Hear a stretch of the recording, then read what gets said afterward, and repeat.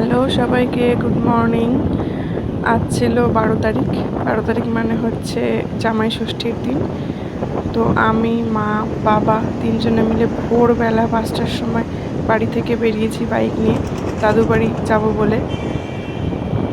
দাদু বাড়ি যাওয়ার পথে এই যে পরে তোমরা চিনো কল্যাণী এমসের সামনে দিয়ে যাচ্ছি। আমাদের বাড়ি থেকে দাদু বাড়িতে গাড়িতে প্রায় 1.5 ঘন্টার মতো সময় লাগে। আমরা বাইকেই যাচ্ছিলাম কারণ প্রচণ্ড গরম ছিল। অন্য কোনো গাড়িতে গেলে আমার খুব কষ্ট হতো বলে মা বাবা সকালবেলায় আমাকে গাড়ি করে নিয়ে যাচ্ছিলো। ভোরবেলা উঠেছি বলে আমার ঘুম পেয়ে গেছে। গাড়িতে উঠলেই আমার এমনি ঘুম পায়। তোমাদের এরকম হয় যে গাড়িতে উঠলেই ঘুম পায়? আমার কিন্তু প্রচণ্ড ঘুম পায়, তাই আমি ঘুমিয়ে পড়েছি, মা আমাকে ধরে রেখেছে। আর ভোরবেলা ছিল বলে রাস্তাটা পুরো ফাঁকা ছিল, খুব সুন্দর লাগছিল। এখন টাটা।